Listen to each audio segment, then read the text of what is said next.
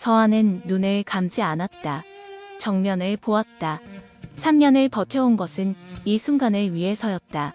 이 이름을 다시 마주하는 것도, 이 복도를 다시 걷는 것도 처음부터 이 계획 안에 있어야 했던 일이었다. 서아는 그렇게 생각했다. 그렇게 생각하면서 옆자리에서 고르게 숨을 쉬고 있을 서준의 존재를 애써 의식하지 않으려 했다. 그러나 담요는 치우지 않았다. 그것이 지금 서아가 할 수 있는 전부였고 그것으로 충분하다고 서아는 아직 말할 수 없었다. 비행기가 구름 사이를 가르며 동쪽으로 날았다. 서울로 돌아온 지 사흘째 되던 밤이었다. 재혁의 파티는 강남 한복판 차인홀딩스 계열 클럽의 VIP층에서 열렸다. 공식 명목은 임원진 친목 파티였지만 서아는 그 단어를 들을 때마다 피부가 약간씩 당기는 느낌을 받았다. 재혁이 친목이라는 단어를 쓸 때는 언제나 그 안에 칼이 있었다. 서아의 목적은 하나였다. 재혁의 개인 서재로 쓰이는 VIP 룸 안쪽 잠금 파일로 분류된 USB였다. 재원이 사흘 전 확인한 정보였다. 재혁의 비서가 그 파일을 그 방에 보관하고 있다는 것, 그리고 파티 중 비서가 반드시 자리를 비우는 시간대가 있다는 것까지. 서아는 파티복을 골랐다. 군청색, 허리선이 깊게 들어간 실루엣, 여백 없이 떨어지는 핏. 재혁이 서아를 바라볼 때 시선이 분산되는 것을 방지하면서도 파티 공간에서 자연스럽게 움직일 수 있는 선택이었다. 서준은 그 옷을 보고 아무 말도 하지 않았다. 다만 서아가 코트를 집으려 하자 먼저 들어서 서아의 어깨에 걸쳐 주었다. 그것뿐이었다. 설명도 없고 확인도 없었다. 서아는 그 손의 속도가 너무 자연스럽다는 것을 느꼈지만 입에 올리지 않았다. 파티가 시작된 지 1시간이 지났을 때 서아는 움직였다. 서준은 홀에 남아 차인홀딩스 부사장과 대화 중이었다. 재원이 이어폰 너머로 조용히 말했다. 비서가 자리 비웠습니다. 4분. 서아는 샴페인 잔을 웨이터 트레이에 내려놓고 복도로 나섰다. VIP 룸은 세 번째 문이었다. 서아의 손이 손잡이에 닿았다. 잠금이 없었다. 들어갔다. 불을 켜지 않았다. 폰의 손전등으로 책상 위를 살폈다. 재원이 말한 서랍 왼쪽 두 번째 칸 USB가 있었다. 손가락이 그것을 집었다. 그 순간이었다. 문이 열렸다. 불이 켜졌다. 서아는 돌아보지 않았다. 돌아볼 필요가 없었다. 향수 냄새가 먼저 들어왔다. 재혁이 늘 썼던 향이었다. 3년 전에도 그 냄새가 싫었다. 오랜만이네. 재혁의 목소리였다. 서아는 USB를 손안에 쥔 채로 천천히 돌아섰다. 재혁이 문 앞에 서 있었다. 파티복이었다. 환하게 웃고 있었다. 그 웃음이 얼마나 정확하게 위험한 것인지 서아는 알고 있었다. 나도 오랜만이에요. 서랍 잠금 안 해놓으셨네요. 덤벙 드시는 거 여전하시고. 찾는 거 나왔어? 서아는 쥔 손을 풀지 않았다. 재혁이 한 발 들어왔다. 문이 닫혔다. 소리가 작고 낮게 났다. 덫인 줄 알았으면 안 들어왔겠지. 서아야. 알고 있었다는 것이었다. 비서의 자리 비움도 USB의 위치도 서아가 이 방에 들어올 것도 전부 계획된 것이었다. 서아는 그 사실을 지금 이 자리에서 확인했다. 뒤통수가 서늘해지는 것을 서아는 표정으로 내보내지 않았다. 덫이라는 걸 알았으면 더 잘 설계해 놓으셨어야죠. 나한테 쓰려면. 아직도. 재혁이 한 발 더 들어왔다. 그 말투 그대로네. 서아는 물러서지 않았다. 그러나 재혁과의 거리가 좁아지는 것을 느꼈다. 책상이 뒤에 있었다. 창문이 오른쪽에 있었다. 문은 재혁이 막고 있었다. 재원에게 신호를 보낼 시간이 필요했다. 이어폰은 왼쪽 귀에 있었다. 그러나 재혁이 그 신호 자체를 알고 있다면 소용이 없었다. 서아는 재혁의 눈을 보았다. 예전에 저 눈이 다정하다고 생각했다. 지금은 눈 아래 색이 다르게 보였다. 차갑고 계산적이고 자신이 원하는 것을 손에 넣을 때까지 웃음을 유지하는 눈이었다. USB 돌려줘. 그리고 이 방에서 나가. 남편이 기다리고 있거든요. 남편. 재혁이 그 단어를 씹듯이 발음했다. 윤서준이 남편이야. 지금. 법적으로요? 서아야.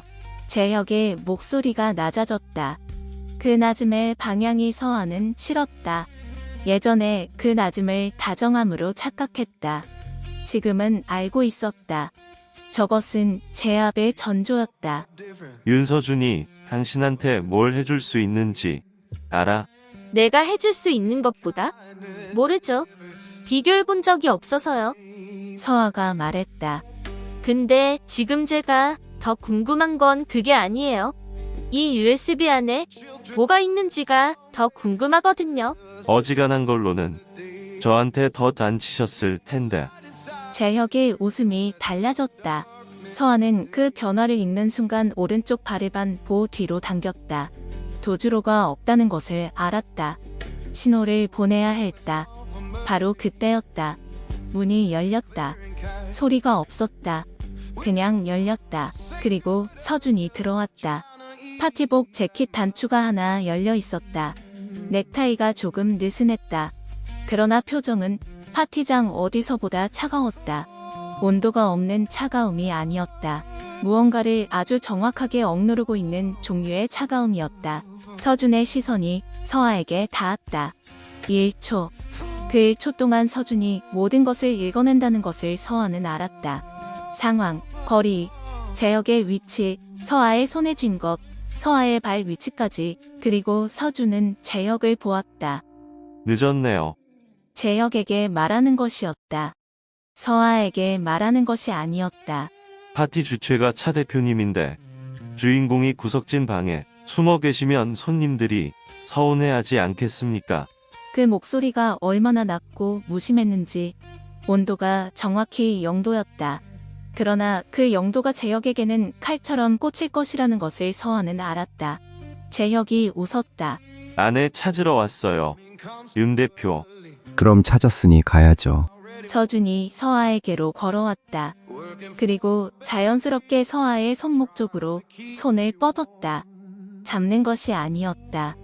이쪽으로 오라는 신호였다. 서아가 움직였다. 재혁이 그 사이에 한 발 옆으로 비켰다.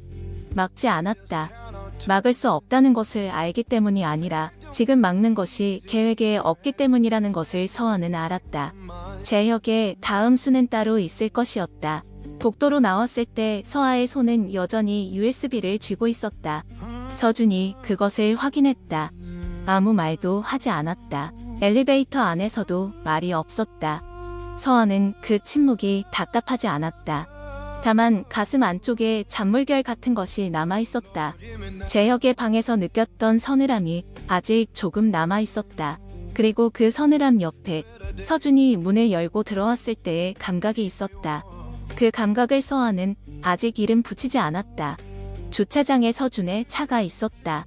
두 사람이 탔다. 서준이 시동을 걸었다. 차가 나왔다. 강남의 불빛이 유리창 위를 지나갔다. 서아는 그 불빛들을 바라보다가 입을 열었다. 나는 그에게 끌린 게 아니었어요. 목소리가 또렷했다. 서아가 의도한 것이었다. 또렷하게 말해야 했다. 스스로 들어야 했다. 재혁에게요. 그 방에서요. 혹시라도 당신이 다른 의미로 읽었을 것 같아서. 서준이 대답하지 않았다. 핸들을 잡은 손에 힘이 들어갔다. 서아는 그것을 보았다. 손등 위로 힘줄이 조금 올라왔다. 흰 손등 위에 그 선이 선명했다. 서아는 잠시 그 손을 바라보았다. 그리고 자신의 손을 그 위에 얹었다. 말이 없었다. 이유를 설명하지 않았다. 그냥 응으하. 서준의 손이 잠시 굳었다가 그 다음에 아주 천천히 힘이 풀렸다. 핸들을 쥔 채로 손이 조금 펴졌다. 서아의 손을 덮는 것도 아니고 치우는 것도 아니었다. 그냥 그 무게를 받았다. 두 사람은 아무 말도 하지 않았다. 차가 달렸다. 불빛이 지나갔다. 서아는 서울 새벽에 불빛이 이렇게 많다는 것을 오늘 처음 알았다. 서준의 차가 한강 쪽으로 방향을 틀었을 때 서아가 먼저 말했다. 배고파요. 그것뿐이었다. 서준이 말했다. 알아요. 그것뿐이었다. 포장마차는 한강 다리 아래쪽 골목에 있었다. 주황색 천막, 비닐로 막은 측면, 안에서 새어나오는 불빛이 따뜻했다. 서아는 군청색 파티복을 입은 채로 그 앞에 섰다. 서준은 파티 재킷을 차 안에 두고 셔츠 차림으로 나왔다. 두 사람 다 새벽 포장마차 어울리는 차림이 아니었지만 누구도 신경 쓰지 않았다. 아주머니가 두 사람을 보더니 잠시 멈췄다가 말했다. 어디서 결혼식 하다 온 거예요? 서아가 말했다. 아니요. 전쟁요? 아주머니가 잠깐 웃더니 자리를 안내했다. 플라스틱 의자, 긴 테이블, 그리고 그 옆에 붙어있는 또 다른 자리. 테이블이 좁았다. 서아가 앉고 서준이 그 맞은편에 앉으면 무릎이 닿는 거리였다. 서아는 의자를 뒤로 당기지 않았다. 서준도 당기지 않았다. 오뎅 국물이 먼저 나왔다. 아주머니가 소주 한 병을 작은 것으로 가져다 주었다. 서아는 잔을 집었다. 서준이 따랐다. 서아가 서준의 잔을 채웠다. 두 사람은 잔을 부딪히지 않았다. 그냥 마셨다. 소주가 넘어갔다. 새벽 1시에 오뎅 국물은 뜨거웠다. 서아는 그 열기가 식도를 타고 내려가는 것을 느꼈다. 재원이가 언제부터 알고 있었어요? 서아가 먼저 꺼냈다. 파티 입장 직후 서준이 말했다. 재혁이 그 방에 서아 씨 동선을 미리 알고 대기했어요. 재혁 쪽 사람이 우리 쪽 어딘가에 있다는 뜻이기도 하고. 서아는 국물을 한 입 더 마셨다. 알고 있었어요. 사흘 전부터 어딘가가 새고 있다는 느낌이 있었거든요. 말하지 않았네요. 당신한테 모든 걸 보고할 의무는 없어요. 그건 맞아요. 서준이 잔을 내려놓았다. 그러나 그 방에서 당신이 나오지 못했으면 어떻게 될 것 같았는지. 그 문장이 짧고 단단했다. 서아는 그 단단함 안에 있는 것을 들었다. 분도인지 안도인지 아니면 그 둘이 같은 무게로 섞여 있는 것인지. 서아가 서준을 보았다. 나왔잖아요. 당신이 나온 게 아니에요. 당신이 꺼냈다고요? 네. 서아는 잠시 말이 없었다. 그리고 말했다. 알아요. 그것뿐이었다. 그러나 그 두 글자 안에 서아가 말하지 않은 것들이 있었다. 서준이 그것을 알아들었는지 모르겠다고 서아는 생각했다. 그러나 서준이 다음 말을 하지 않는 것을 보면 알아들었을지도 몰랐다. 먹기 시작했다. 떡볶이가 나왔다. 순대가 나왔다. 소주가 두 잔째가 되었을 때 두 사람 사이의 공기가 조금 달라졌다. 설계 바깥이었다. 계약서려는 자리였다. 계약이 규정한 것은 공식 석상에서의 행동, 동선, 발언이었다. 새벽 포장마차에서 마주 앉아 소주를 나눠 마시는 것은 어디에도 적혀 있지 않았다.